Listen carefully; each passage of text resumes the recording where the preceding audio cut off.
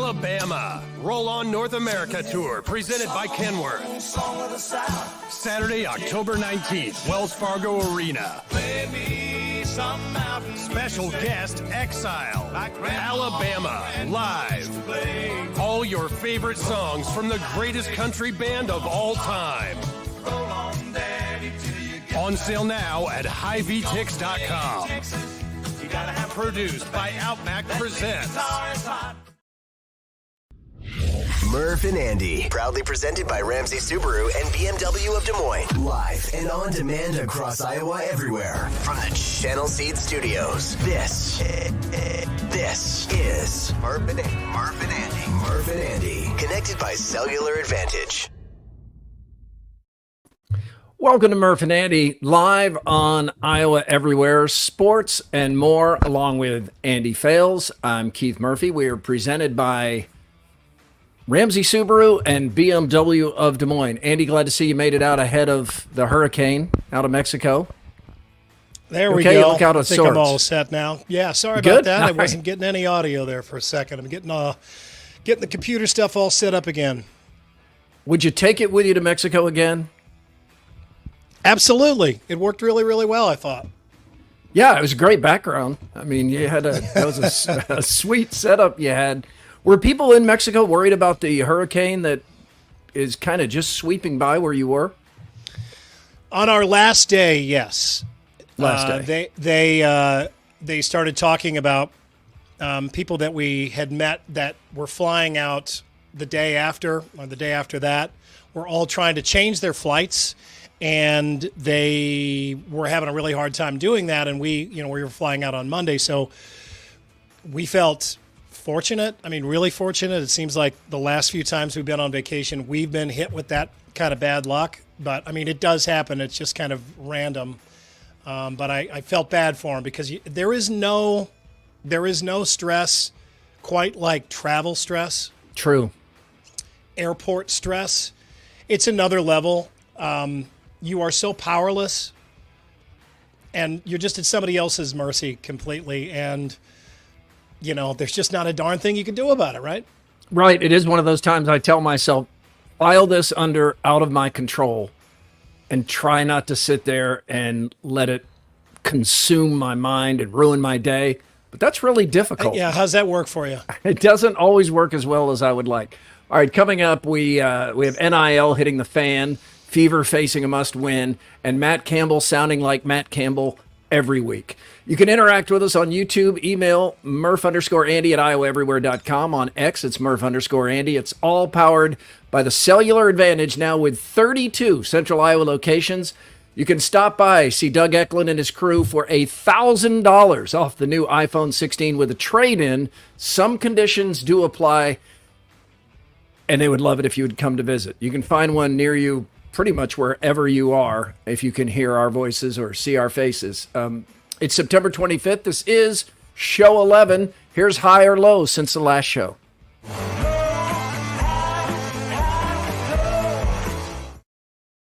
Wealth Charter, a new sponsor here of the Murph and Andy Show. And Wealth Charter. Mm-hmm. AD is going to use this to try to get his taxes going. There you go, wealth. Yep, yeah, wealth yeah. Charter. And I'm going to use this for additional retirement planning. Always a good idea. So thank you and welcome, Wealth Charter. All right, Andy, you get to pick a high or low since your last show, and that's going all the way back to Friday when you were in front of that majestic taupe wall in Mexico. Yeah, I mean, it's easy for me. I had a really nice anniversary getaway with my wife and really kind of recharged and had a wonderful time. And we got away without being affected by the hurricane or the tropical depression. I guess it technically is still until it moves inward. But I kind of can't believe my luck that we weren't affected by that. But for the most part, travel was pretty smooth and we had a really good trip. My high was last night. We were pre-recording Coach's Corner. I saw you enjoying your dinner break there in the cafeteria at WHO 13, but we were recording Coach's Corner, and it's a simple high, but Gabe Baker, the head coach of Waukee, a former Iowa State Cyclone defensive back around the turn of the century, played for Dan McCarney, but he's the head coach of Waukee. And I just had an opportunity to tell him something that it was my high just being able to tell him this, because 3 years ago on our Football Friday primetime, Des Moines Roosevelt played Waukee, and we had identified that game as a possible game where a city school might beat a suburban school. The Waukee schools had just split into Waukee Northwest and Waukee. And Waukee Northwest took all the coaches too, right? Yes, quite a bit. The shiny new object got a lot of talent over there. We knew Waukee would be fine in time. But that night, Des Moines Roosevelt did win in prime time and celebrated kind of like winning the state championship. That's how much it meant to Des Moines Roosevelt. And it's been 15 years now. Other than that game, it's been more than 15 years since a city school beat a suburban school, and it's not trending like it's going to happen again anytime soon. Mm-mm. So that was a big deal. The one time it's happened in the past 15 years. And Gabe Baker that night, he knew what it meant to those Roosevelt kids. So even though his team is just lost, and it's a loss some of his fans probably didn't enjoy, he went around and congratulated every Roosevelt football player he could find. He came up and talked to me afterwards because he knew my son was on the team. He went near their locker room to tell them. And it was so classy, because I know he was hurting. That's a loss you don't want if you're the Waukee football coach. So now, here's 3 years later. Last week, they were ranked number 1. They're 3-1 on the season. They're currently 6th in the AP poll. And just to see him build that back up after showing me what kind of man he is in disappointment, that was my high, just being able to say, you're a good guy. Thank you for what you did 3 years ago. It did not go unnoticed. Yeah, that is a good one there. Yeah, it's a little complicated, but that's a good one. Yeah, it takes a little bit of storytelling, but thanks for bearing with me. Let's get the buzz here on Murph and Andy. The Buzz. Brought to you by Logier Heating and Cooling. All right, Matt Sluka is the UNLV starting quarterback. UNLV is 3-0 for the first time since 1984. Sluka put this notice out today on social media that he is going to stop playing so that he can still have a redshirt year. He's a senior who transferred to UNLV from Holy Cross. He's playing really well, and so is UNLV. He says UNLV has broken the NIL promises. He and his family say they were promised $100,000 to move and have only received $3,000. UNLV says that they have met their commitments. Now, this is one of those things immediately. Andy got a bunch of hot takes this morning, but now we're learning there are two sides to the discussion, as usual. And we're hearing two very different stories, but what both sides have confirmed is that there was nothing in writing. And you have to have some kind of contract. This apparently was all verbal. Sluka feels like he's owed a bunch of money and they haven't met their commitment. Others are accusing him of having the potential for an NIL transfer and getting a payday if he redshirts and can go somewhere else. This is kind of the mess that many feared, with just no rules in place, because there's nobody to go see. I mean, what do you do in this case? Right. I mean, this is a mess. This is something that we all saw coming as we started putting these pieces together early on when this was beginning to materialize. You know that anytime you have business dealings and there's no legal framework in place, there are going to be problems like this, right? There are going to be promises made. We were talking about college football coaches and recruiters who make a million promises to recruits, and we don't know what was said and what was not said to him, but it doesn't surprise me. Doesn't surprise me either. They're going to do that. There are promises being made elsewhere that are not kept. Things that are said just to try to get somebody into the program, and then you feel like you're going to keep them. But the surprise here is that the agent didn't realize that he could have had some kind of NIL contract signed before Sluka, because there are NIL agents now, before he went to UNLV, you can get paperwork in place. Now, it's not quite the same as what we're undoubtedly going to see in the future, which is collective bargaining, and basically this will become some kind of employment. The NCAA is trying to avoid that. The presidents and ADs are trying to avoid that for all the reasons we understand. But I don't think there's any kind of legal case here. It's a verbal deal where the two sides disagree on what was actually agreed to. Yeah, not a legal case for either side. And I'm sure UNLV feels completely ripped off. I mean, they're off to this great start. They've got all of this interest in their program. And now they're going to lose their quarterback. They feel like the wind has been, stolen out of their sails as well. And, I read this story and I try to pay attention to both sides, and it's kind of difficult to really settle on somebody that you blame. And predictably, I think most people have just taken the easy way out and they blame the NCAA for this. Well, it's their fault for not putting the framework in place. But this all moves so fast, so unpredictably, that I don't know what you could have done at the beginning of this other than shut down college football for a year while you hammered something out that you still knew was going to be a problem because you'd never seen or dealt or even heard of anything like this before. I mean, this is such a mess. It is, and the money is out of control. The obligations are nil. The responsibilities on either side cannot be held accountable. I think even with players hiring agents, even that comes with a ton of problems where, what guarantees are there that those are good people, there aren't a bunch of bad actors in that business as well. We know that there are, but this, in a microcosm, and this is just kind of everything that's wrong with this current system, all at once, all rolled into one. And, look, he's coming out of Holy Cross. He's not one of the top quarterbacks out there. I think I saw him. He was ranked like 32nd in the portal. Right. He doesn't have an NFL career ahead of him. So he's looking at this as his potential football payday. But I also understand why maybe UNLV wouldn't have promised him that much money.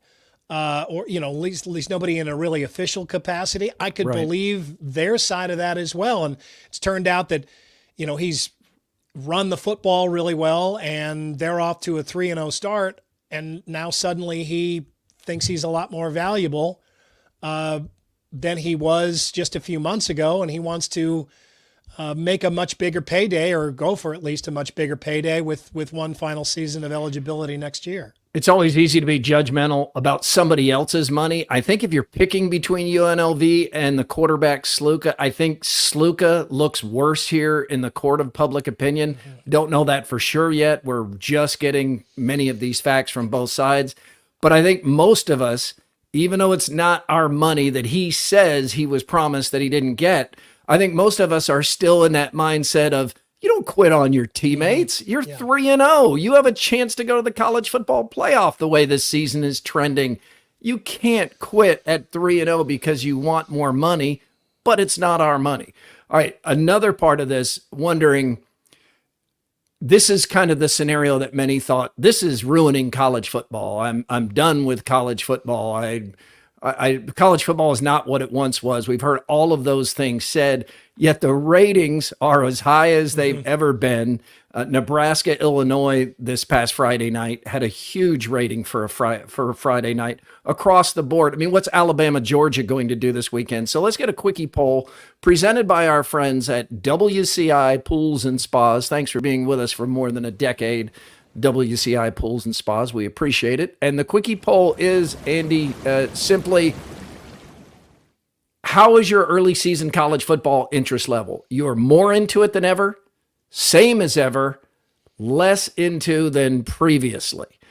Want to understand what people say to this, because I don't feel like interest has dropped off at all in these first few weeks, despite all the breathless proclamations that college football was going to fade into the oblivion with NIL and all these changes in the transfer portal. I think the interest is as high as it's been any time recently. Now, over time, could it slowly, gradually peel away with things like the UNLV quarterback Sluka pulling this today?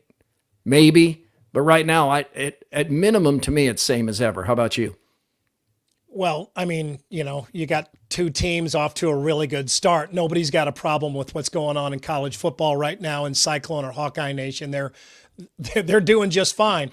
Now, things aren't going as well, and this will completely shift, and people will be all upset about this system and think that they'll be right back to believing that, Armageddon is around the corner. But if your team is winning and you're filling your stadium and you believe that some changes that your coaching staff made in the offseason are the right changes, and that the players that you have in important positions on your team are playing well, then everything is just fine. You're not going to be, you're not going to pull out a shovel to go digging for things to be upset about. Look, as long as you're winning, everything is fine. And, we understand that. That's the nature of the beast. I think things are still wrong, and there are more problems down the road. And sooner or later, this is going to affect our programs here, and we're going to feel differently about this. And we can just hope that there are more guardrails set in place by then. But right now, I mean, I think Iowa State could say, "Hey, man, we're gonna go play on the baseball field over in Ziering today," and you'd get 50,000 people showing up to watch them. I mean, the Cyclone fans cannot get enough of this team right now. Hawkeye fans, pretty much right behind them as well. They're feeling great, and I don't know, isn't that really kind of all that matters right now? Nobody's thinking about how much money is being paid to Rocco Becht or how much money is being paid to Cade McNamara right now. It seems like it's all worth it. Winning is the great deodorant, and I think the bigger problem here is just no sport has just absolute unrestricted free agency, which is what college football is kind of backed into a corner to do. Iowa State, you mentioned, off to, if not its best pre-conference start under Matt Campbell, it's certainly in the discussion. You got the opening win in comfortable fashion. Then you have the dramatic come-from-behind win that fires up the fan base and gets everybody excited with the win over Iowa, the arch rival in state. So that goes great. Then you play an Arkansas State team that played the national champs within 10 points, and you just embarrass them 52-7. So everything is going well for Iowa State. Big 12 play starts. It's not a real sexy matchup to begin at Houston. The biggest trouble there is just going to be the lack of energy in that building after Iowa State has played in front of 3 energetic crowds. But here we have Matt Campbell, Rocco Becht talking about being heavy favorites. Yeah, momentum's been a big word for us, actually. Coach Campbell's been harping on it the past 2 days, and momentum is what we haven't had in the past couple of years. And having this momentum with coming off a 52-7 win, that's huge for us. We take a lot of momentum out of it. I feel like we expected to do this. This is what the goal was, of course, and the goal is to continue to win in games. So it's a lot of momentum, but it's what we thought was going to happen. That's been the emphasis, is creating momentum, playing as a team. So all 3 phases: offense, defense, special teams. So it was huge coming from last week, being able to play as a team and putting it together for all 4 quarters. We can't let that get in the way of what the ultimate goal is, but yeah, we definitely, especially offensively and defensively, we've built a crazy amount of confidence. Can we continue to have a winning mentality? I don't know. You hope that you continue to pound away at the fabrics of what we built ourselves on. To say you can do that, or how easy is it, it's exhaustingly hard. And it'll only continue to be exhaustingly hard because it's hard to win football games. That is Matt Campbell at 3-0. Sounds a lot like Matt Campbell would sound at 0-3. He may say that same thing 5 weeks from now. It's all by design. He has a reason he does that.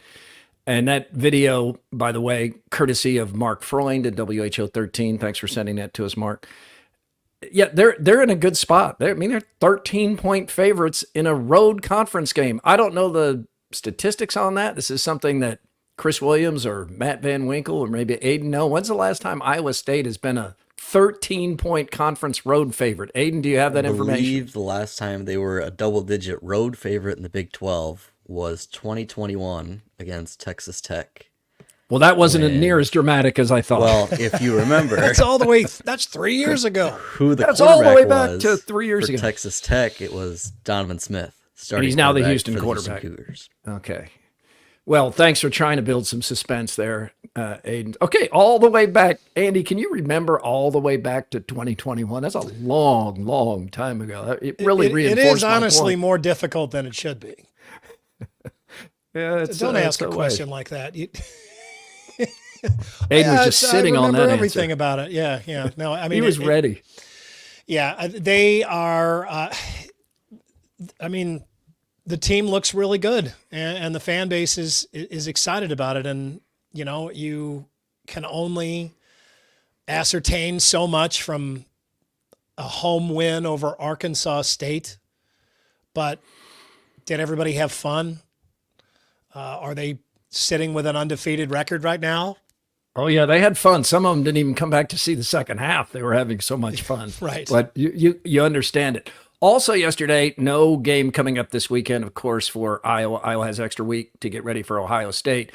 So Iowa had the coordinators out there, and Blake Hornstein from Hawkeye headquarters sent us some video over. We're not going to play the whole thing. But Tim Lester is fast becoming one of the guys I enjoy the most in interviews. He's willing to talk about anything, and he kind of puts it out there, the offensive coordinator, and he did a really good job of explaining what Iowa was doing in that game, the adjustments that were made, why they really didn't ask anything of Cade McNamara in the second half. He explains formations. He explains the motion very well. He explains how other teams aren't actually in the box to stop Caleb Johnson as much as we think. But it's refreshing because you can ask him anything and he'll go into detail, and he seems to enjoy it. Like he enjoys talking X's and O's, and by any most measure, importantly, his unit has put up some offense. Yes. Even without a downfield threat, any reasonable, rational, thoughtful person would say the Iowa offense looks much better, right? Absolutely. Yeah. And the proof Couldn't is look in the worse. pudding. I mean, even if so much of that offense has been Caleb Johnson, you can still say, look, well, the offensive line unit looks like the, prototypical Kirk Ferentz offensive line so far. It looks like they're dominating the line of scrimmage, and that, at some point Iowa can figure out a little bit more of a passing game or improve on their passing game. That's just going to happen when you have a running game like that. And, it was only last year that everybody thought that everything was wrong with this offense. Former Hawkeye Brett Bielema and Illinois riding high, and Bielema doesn't give a squirt of piss about bulletin board material. I don't know if they're going to be in blue and white or whatever they're going to be in this weekend. They're going to be dressed right, and it's probably going to be one or the other. I know they're calling for a whiteout energy, whatever the hell that means. So Bielema not worried about Happy Valley putting extra energy into the stadium. He strikes me as a guy that thinks a lot of those intangibles are kind of nonsense, but they will be extra loud after those comments. That's a guy that doesn't need. Yeah, he doesn't need to buy a drink anywhere in Illini Nation right now. But those fans are really happy with the way things are going there. And they got a couple of quality wins, and I think he's a guy that if he's coaching your team, you want to like him. He's just a football coach. Uses the word football a lot. Doesn't just say he's a player. He's a football player. He can throw the football. He can run the football. He's got a good football team. Yeah. Looking forward to the football game. And at one point, he was in football shape. He was. Yeah, it's been a while. Great Big guy back then. If I had to vote for the Heisman today, I think I would vote for Travis Hunter at Colorado. He's not the best receiver in the country, but he's right up there. And he's not the best defensive back in the country, but he's right up there. So find the receiver or the defensive back that's doing both. I mean, he's doing both at an NFL draft high level and making big plays too. I expect if he stays healthy, I think he stays in the race, if not eventually wins this thing. Yeah, I mean, does anybody argue with you when you say he's the best football player? He's the guy that no, shouldn't. The guy just he plays both sides of the ball and plays at an extremely high level, and he's electric. So we love players like this, and college football cranks out one of these guys every decade or so, and they're just a ton of fun, and it kind of takes you back to your roots and watching high school football where you had just a dominant athlete who was so good that the coach was like, we're going to have him on the field all the time. Speaking of Heisman Trophy winners, how smart do the Washington Commanders look for drafting Jaden Daniels? I don't know if you saw what he did in the most recent game. Neither team punted. He had like 90% completion percentage. He's been great. I mean, he's been the standout rookie quarterback, again, showing that maybe it's all a crapshoot. I mean, the drafting of quarterbacks, Bryce Young has been benched. Caleb Williams is still struggling, and Jaden Daniels looks great. Yeah, and there are a million different factors that come into play. I mean, so much of it has to do with the team that they go to. I mean, that's probably most of it, right? I mean, if it's a team that's set up for a young quarterback with, good supporting staff and a growing offense around them, they have a whole lot better chance. Some of it just kind of has to do with the way those players mature. Sometimes they're the best they're ever going to be when they're in college. Other players get to the NFL and they go George Kittle. They find another gear, and they're better. And sometimes a guy kind of puts all of that together. It's a guy that's ready to grow, goes to the right coach, goes to a team that has some offensive playmakers already all set up, and seems like some of those guys have that, and Bryce Young just didn't, and the Panthers have really just had a tough time lately. They've had really more quarterbacks with than him struggle. They had, yeah. Yeah, sometimes it's the organization. Maybe many times it's where you get drafted. By the way, Andy, checking the comments here, just wanted to know that your mom has checked in. Yep, saw that. Yep, she's there. It's good to have her here. Hello, Mrs. Fales. Thank you for watching Murph and Andy. We appreciate it. It warms my heart to see that she's there. Now, I don't think she listened to us on the radio very often, because she would often call you and you would during the show. During the show, yeah. Mom, I'm on there. Maybe it's the visual element. Couldn't that makes find her the connect. remote control to the TV set after we were leaving. Yeah, I noticed she's watching through Facebook, so maybe because it pops just up on makes her screen. Pops on the screen. She hits click. She's there's my son Andy. So it all works out. I do feel like I should be wearing a shirt that she bought me or something like that. That would be better. She didn't buy you that one? No, she didn't. Okay. I noticed you were wearing that nice sweater that I bought you. We're not wearing ties. A lot of feedback. We go straight to WHO 13 People to start got the so job. upset about that. People were just too formal, under the jerseys or under the books, wearing ties. So we're listening. Make The us feedback look matter. bad. All right, guys. What's that? No ties. Make us No look ties. way too professional. All right, you think this looks better? I mean, just no one here wears ties. We don't do that around here. I get that, We but you wear rope understand hats. we're trying doing a to job. save We have to time, wear yeah. ties. Yeah, Hey, sometimes we have to go anchor. Throw on Look at your you rope and hat. your Cubs hat and your what kind of is that? Just a With the plain rope. gray? Oh, it's a Nike. Oh, it's a rope hat. The rope. Nope to the rope. All right, no ties. Brett Favre revealed he has Parkinson's, which is far more likely for someone who has had multiple concussions. He once claimed in a radio show he had thousands. He also thinks Favre does. He has CTE, which he played in 320 consecutive games or so, and it was he played in a lot of the era before the adjustments were made in how you can hit the quarterback and what you can do with your head and how you can slam a quarterback down.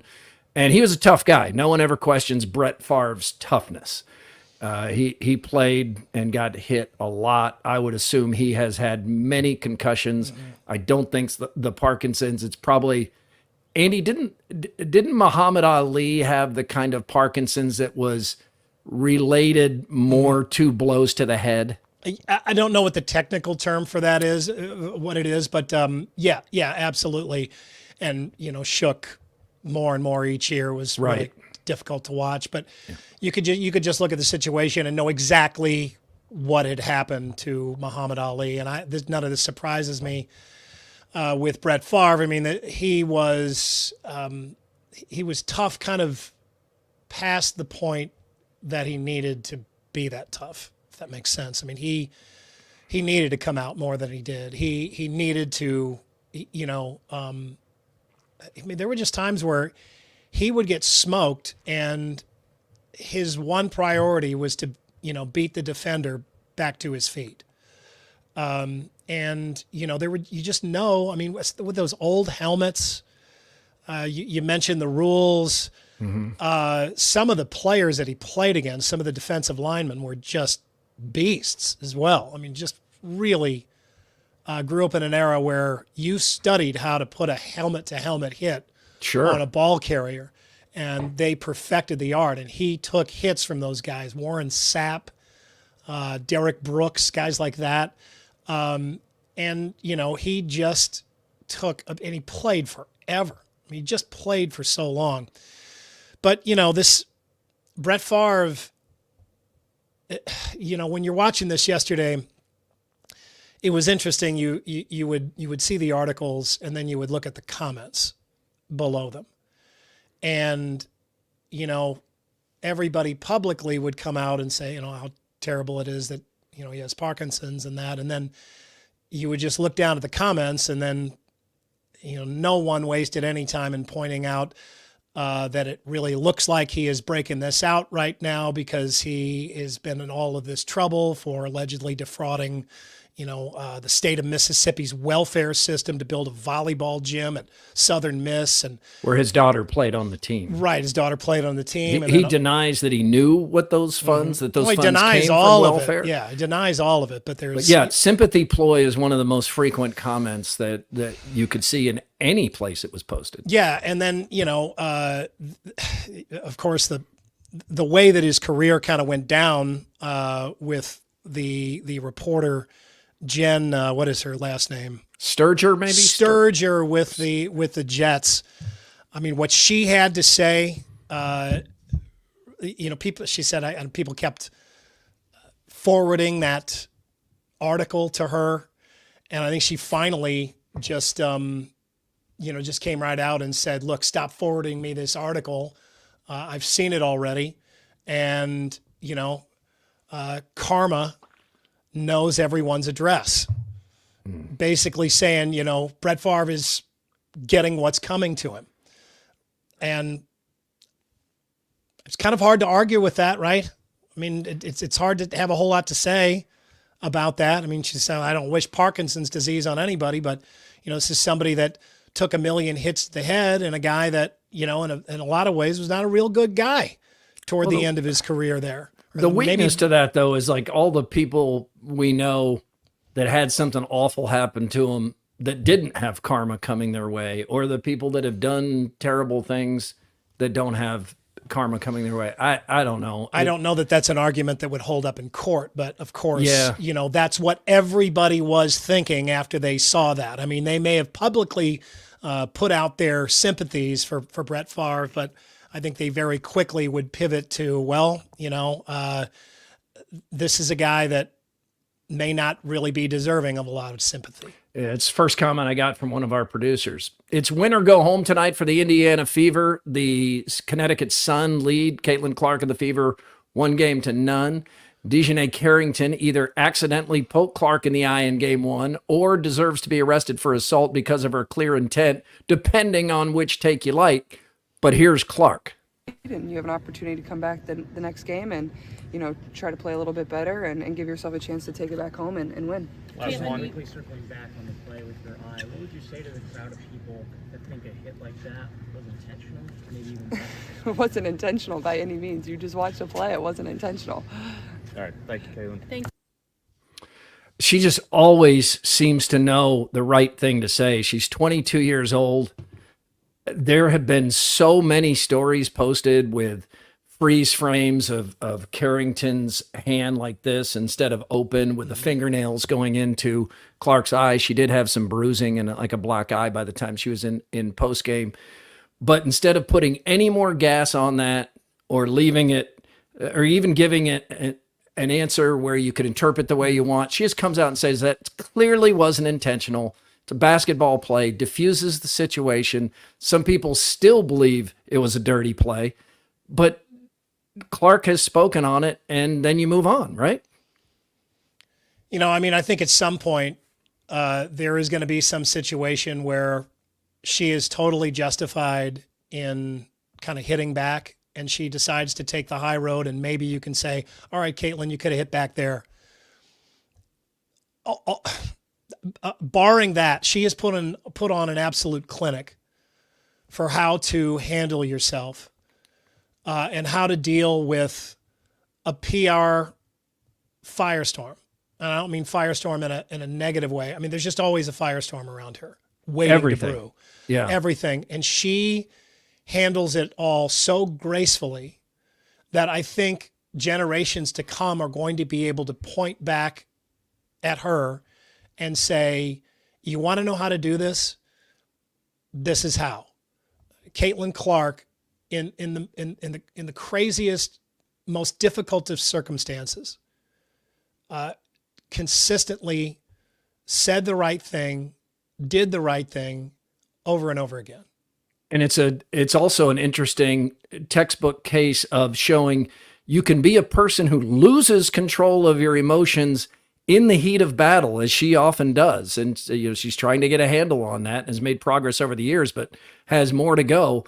But off the court, when it's not game on, she seems to always settle into the way to just calm everybody down. I think even on the court, though, I mean, I don't see her hit back on the court. No, not with any physical return, but with some of the frustration she shows with the officiating or with some of the fouls. You'll see some of that kind of stuff. Sure. But I mean, I could see her. There are a number of times, though, that I felt like she was justified. I'm like, man, how can you just take that?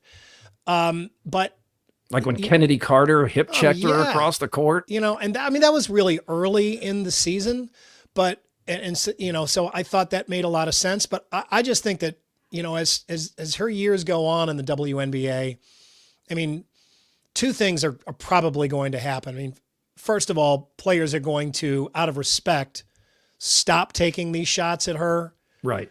Which is what happened with Wayne Gretzky. He just was not a physical player. He was just a great player and a creator, and everybody liked him. So after his first couple of years, players just quit taking shots at him.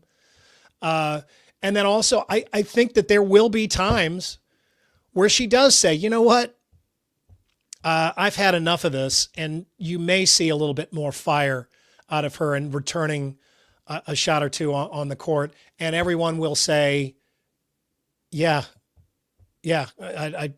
I'm with you. Game 2 tonight, Fever must win or the series is over. All right, it is time for throwdowns here on Murph and Andy. Throwdowns. It's Throwdowns, backed by Heartland Tire and Auto. Hey guys, time for Throwdowns. I'm back. In 7 MLB seasons, Shohei Ohtani is about to become a 3-time MVP, the only member of the 50-50 club, that's 50 home runs, 50 stolen bases, and has finished as high as 4th in Cy Young voting. Is Ohtani the best baseball player you've ever seen? Man, maybe when you factor in that at his best, he's one of the best pitchers in baseball and one of the best hitters in baseball, if not the best hitter. But I just don't pay as much attention to baseball anymore. So it's not fair, but he doesn't feel like the greatest baseball player I've ever seen. But when you consider what he's done and that nobody else has even come close to doing it except Babe Ruth, I'd have to say yes. I don't mean over his entire career, but for this little point in time, this 5-year window, never seen anything like it. Yeah, it is kind of a shame that this has happened at this point in baseball history. If this had happened even in the 90s, he'd have been the biggest star on the planet. I mean, it would have just been absolutely stratospheric. I can't even imagine what that would have been like. but I don't think baseball gets anywhere near the attention that it used to get, and it's really too bad because there are still some incredible players out there, and this is something that wasn't just done under the radar with the Angels. He went to the Dodgers as the highest paid player in the game, and had all of this attention on him and a bunch of controversy as well. And he did even better. That's incredible. I mean, this guy hasn't regressed. He got a giant contract. He hasn't regressed 1 inch. Michigan beat USC in the Big House last Saturday. Should the original Big Ten fans be rooting for original teams over the newcomers? Oh, that's a funny question to me. I don't think any of that is really going to matter because I like that. There are all those rivalries in the Big Ten. Yeah, it's all about who you hate more than who you're absolutely. rooting for. We were down in Mexico, and a guy that we met was a huge Michigan State fan, and he was paying such close attention to that game. I wanted to tell him to shut up because he was just going on and on. He was like, first down, USC. I mean, and then it came down to some drama there at the end, and he was so into that, and he was rooting so hard for USC. You just saw right there, man.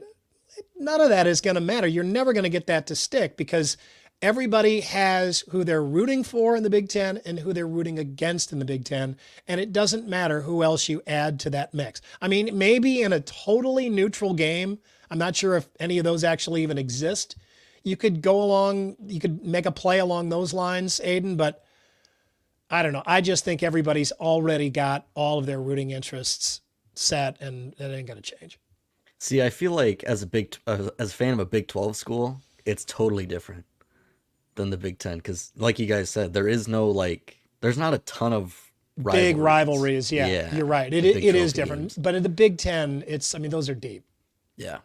Lastly, Andy, like you said, just returned from Mexico. When you stay at these all-inclusive resorts and or cruise, do you attend the entertainment shows in the evening or do you skip them? Yeah, usually. Yeah, we'll go and watch. Mostly it's just a different place to sit and drink.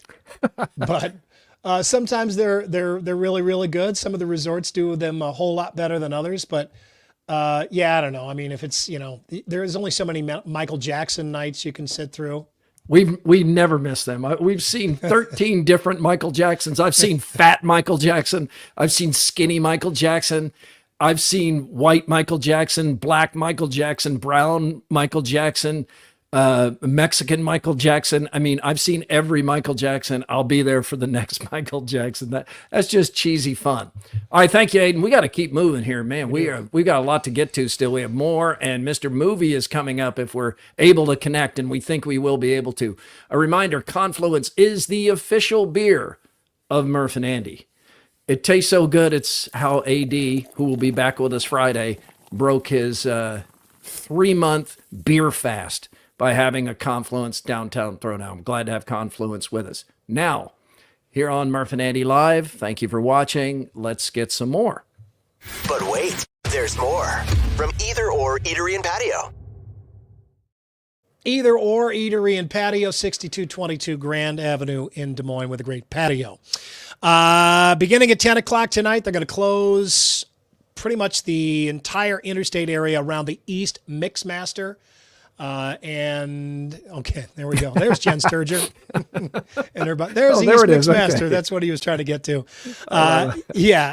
So be advised if you're eastbound on 3580, you're going to have to get off at Northeast 14th Street and go all the way around it. This Mixmaster has been such a mess for a number of years. Can't wait to get all of this finished. The flyover lanes will make everything a whole lot better. The Cornell Ornithology Lab estimates that 4 million birds will cross Iowa yesterday, really kind of the early part of this week. Carry an umbrella. Migrating like crazy. Fortunately, most of it is at night, but all the little songbirds are heading south, along with a lot of the raptors as well. There were 67 million birds apparently migrating out of state last Thursday. God, Everybody just getting the hell out of here. The DNR says raptors may migrate during the day. The Iowa skies could see a lot of those. There you go. Thank you, Aiden. That bird cast there. Those real white areas are the areas with the most bird traffic overhead. U.S. News and World Report is out with its annual list of the nation's best colleges and universities. On the list of national universities, this always it changes every year, but it's always like the top, the 5 schools. Top 5 schools always kind of change, like one or two positions. Who do we got? Princeton, MIT, Harvard, Stanford, and Yale. Further down the list, Northwestern. The top in school Iowa? Northwestern University in Chicago. Northwestern, UCLA, this would be the best of the Big 10 or Big 12. Northwestern, UCLA, Michigan, USC, Texas, the top Big 12 school, but then back to the Big 10 with Illinois and Wisconsin. Iowa, because you're wondering, is tied for 98th on the list. Number 98. Iowa State, tied for 121st. Nebraska, tied for 152nd. Ooh. Notable stinkers on the list of national universities: Kansas State, Oklahoma State, and West Virginia. Did not do well. The Gladiator 2 trailer is out. Have you taken a look at that yet, Murph? I have. But Looks more sci-fi. Look who's in this. So we got Pedro Pascal. We got Denzel Washington. Don't you crap on this, And Andy. some of the other guy. What? So you like? I don't know who the guy in the middle is. Yeah, I don't either. The new trailer? Yeah. No, I didn't like it as much. It looks more sci-fi. I mean, I was interested until the giant mutant monkeys came out into the Coliseum. They lost me there. And then the men riding the rhinoceri.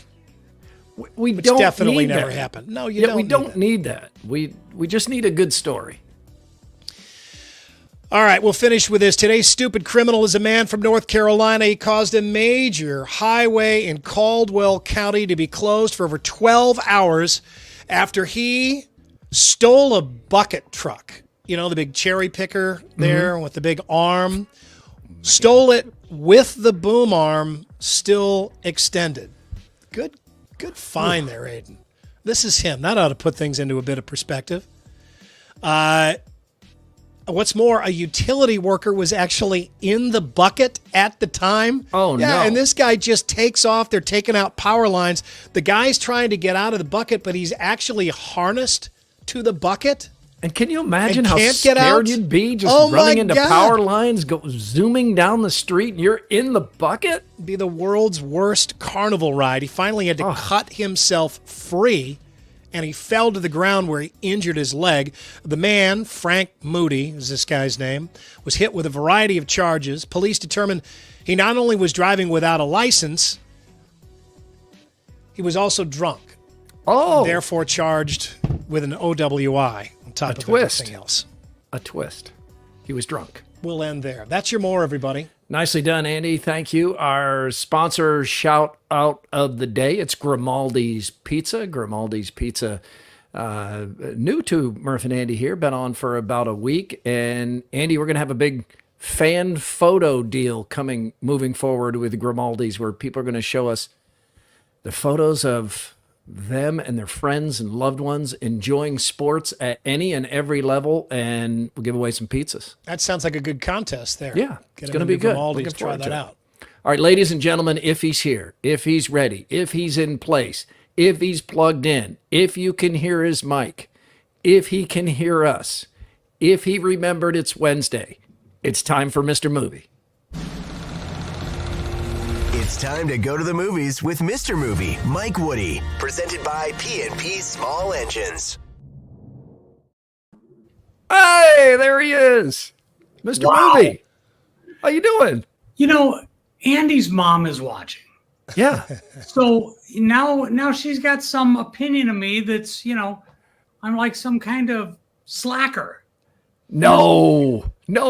This is actually the best that you've looked so far, Mr. Movie, on the podcast. Mr. Movie, we're all dealing with the high wire technological progressions we had to make here, but it's coming together. It only took me 2 weeks. It's not a problem.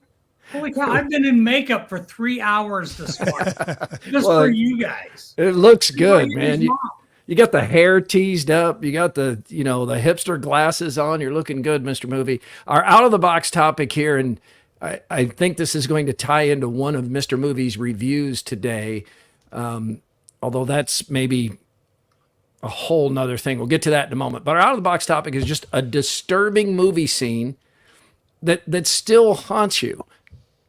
I'll give you an example. For me, I think about it more than I should, but it's Braveheart. It's a movie I love, but at the end, the quartering scene where they're basically going to just rip him apart with this awful torture device. They and hardly show any of that, though. But it's in my head, which sometimes is more effective. I always thought that was a mistake, that you didn't really even know what was happening to him at the time. And you had he's an still idea. yelling, freedom! Yeah. I mean, I guess they shoved that in his groin and just gutted him like a trout? Yeah, that's what I picture. I don't know. I just think about that. I think it's also maybe... That movie's got a few scenes like that. But this was a reminder to me that sometimes what's not shown is you enough. paint a worse picture in your own head. I think that had been a pretty bad picture. There's no doubt. Mine is, I'm going to take a movie that I absolutely love. And even this scene ends up being one of my very favorites in recent movie history. It's not all that recent. I think it's 10 years old. But Whiplash is a really good movie. And this just, oh my God, the teacher is such a POS. I mean, you can't stand him. J.K. Simmons, he's so good in that role. And he sets up Miles Teller to absolutely fail in that final concert. He invites him to be a part of this band, tells him all of these people are going to be in the crowd. He could affect his future, just really make his future. And he gets out and he purposely gives him all the wrong music, sets him up to fail.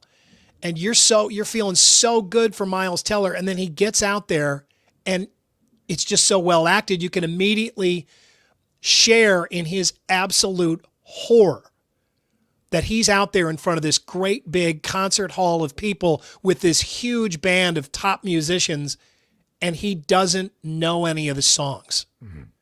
And it's just horrifying. Of course, he then spins it around and then just decides he's going to play his own song, make everybody else come in and accompany him, and he turns it into a great scene. But absolute horror every time I see it.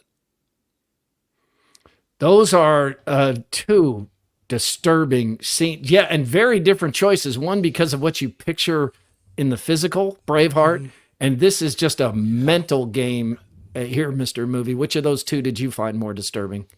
I would say Whiplash. It was just so intense through the whole movie. And J.K. Simmons is awesome. He won the Oscar, right? Yeah, I believe so. Yeah. What do you have for a disturbing scene you can't shake? You know, the thing that first I like to go with what first pops into my mind. And if you've ever seen The Godfather, which I know you have, there's a singer in the beginning of the movie who wants out of his contract. It's supposed to be Frank Sinatra. Johnny Fontaine. Yeah.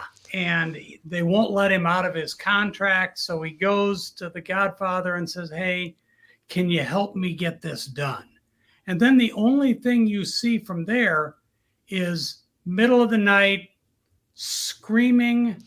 And then suddenly you're in this guy's bedroom. He's sound asleep. He wakes up and there is his prize racehorse's head in his bed.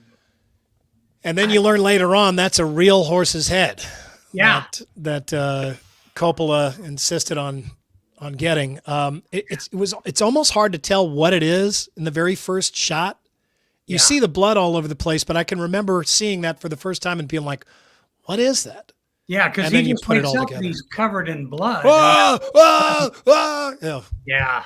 Oof. It's a total freak out, and you completely get why. That's a really good choice because it's a different kind of disturbing than I take it you discovered at one of the movies you reviewed this week. I think one of our viewers / listeners, Stephanie wanted you to watch this and you went and did, it's called The Substance.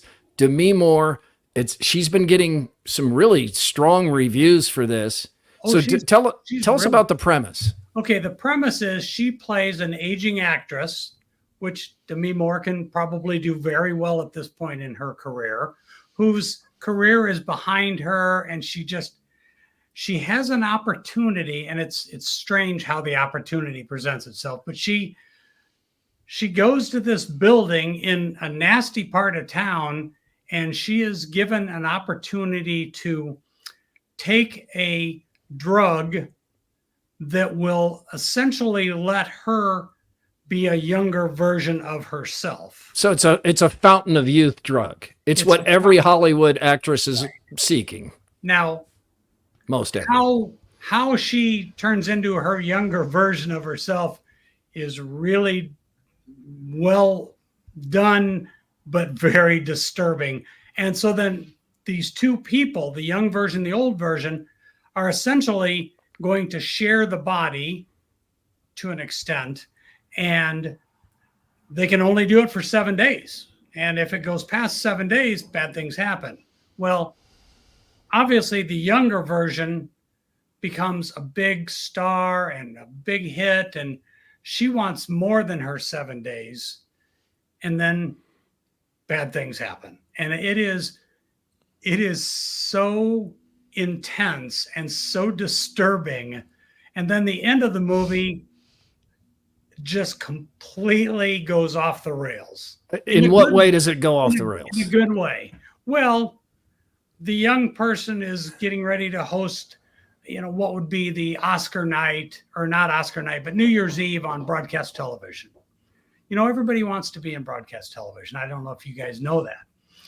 But the older version shows up to prevent that from happening, but she's not exactly what you're going to recognize. Goodness. Is it gross? Oh, it is really gross. And then the blood starts to fly. Like Carrie type blood? Yeah. If you remember the end of Carrie, where there was just buckets and buckets and buckets of blood, this might have more blood than Carrie. This movie has an 8 on Internet Movie Database from 1 to 10. I mean, 8 is really good. So is it good? I didn't say it was a bad movie, because it's a really well-made movie. And another highlight of the movie is Dennis Quaid, who plays this crazy man who's just, you got to see it. Really? I don't know. What's the grade? What's your grade? A+ to F? It's a B, maybe even, it kind of got close to a B+, but I hate to give a movie like that a B+, because people are going to go, oh yeah, Mr. Movie said it's a B+, we got to go see it. And then I'm in the doghouse for a while. Go see it, but understand what you're getting into is what I'm hearing. Great caution. Transformers 1 actually has good buzz. It's not the first Transformers movie, but it's called Transformers 1. Right. Yeah, this is, how Optimus Prime and Megatron get, I don't know anything about these. So I took the local expert in Transformers. Your son? Tom Woody. And we went to it the other night, and he's kind of trying to explain to me, well, this is so-and-so. And I'm like, no, you don't understand. I don't care. I just want to get out of here. If you're a 10-year-old kid, this is probably the best movie you're going to see this year. Not for the rest of us. I've got one of those. Yeah, well, there you go. Can he sit there by himself? Because you don't want to be there. Yeah, man. See, we went to see Inside Out 2, and I really liked that movie. Well, that was a great lot of fun. Yeah. Yeah. I bet this is a little long. No, it's not. It's like an hour and 45 minutes. It's still long. Okay. It's still long. An hour and 15 would have been great. What's the grade for Transformers 1 for an adult? For an adult, it's a D. Overall, for a 10-year-old kid, it's a C. It's a C+. All right, Mr. Movie, not Channeling loving that his one. inner 10-year-old to give that grade. No. HBO Max just had its highest debuting show in several years, Penguin, starring an unrecognizable Colin Farrell, a handsome Irish actor. You can't even really see him. As I look at that photo, if you're on YouTube or Facebook or X, you Who can see is the that? photo. I don't even see Colin Farrell, but that's Colin Farrell as Penguin. It's the Penguin. A lot of buzz. A lot of people watched episode 1 and 2. What do you think? Well, first off, people need to know that this series is a direct sequel to the last movie, the last Batman movie, which, if you haven't seen it, was absolutely tremendous. But this is an extension of that movie, literally takes place almost immediately after that movie ends. So if you go into that knowing that, you will appreciate this because it's really dark, which Batman should be dark. Yeah. You know, the George Clooney with the nipples, that's not Batman. What was the last Batman called? I can't even remember. I think it's Batman. I think it's just Batman. That's the Batman. Yeah. That was the last one. The Batman. Robert Pattinson. Yeah. Yeah, he was good. Twilight movie. Twilight dude. Yeah. It's very dark, but Batman should be dark. I mean, this is a guy that grew up after watching his parents be assassinated. Yeah.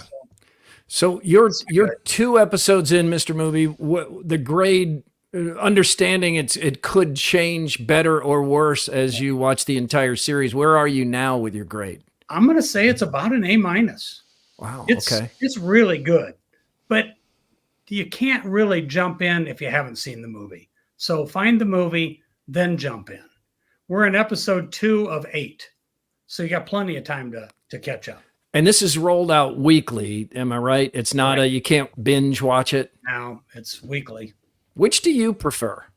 I prefer the week. Well, the binging is nice, but I don't use it that way. I can watch it anytime I want.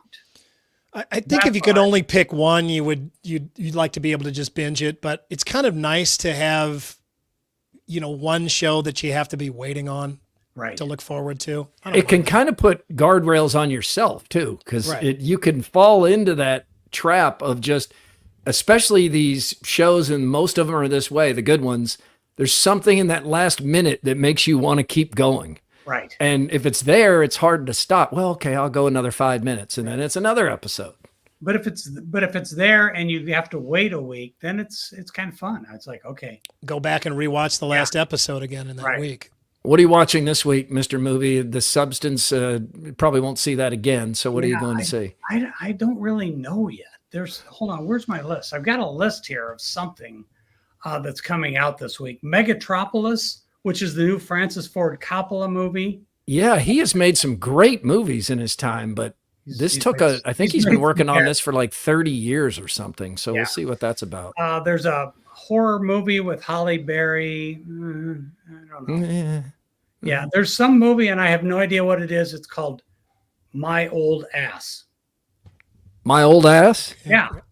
All right. Well, ballpark a guess. Yeah. For all intents and purposes, it could be the Mike Woody story. All right. Mr. Movie, thank you. All right, guys. Hey, I was on time. Let Andrew know, would you? I will. We'll let him know. That's Mr. Movie, Mike Woody. You can follow him on Twitter at, was it at Mr. Movie there? Or where are you these days? Where do we find you? I think Tom's got a movie review site set up on Facebook. It's under Michael Woody or Mr. Movie. Yeah, you got to get us those addresses. Get some more information. Get back to us next week. All right. Thanks, Mr. Movie. That is Mr. Movie. Enjoy the movies. It is now time for the Andrew Downs audio drop of the day. We call it the AD Squared.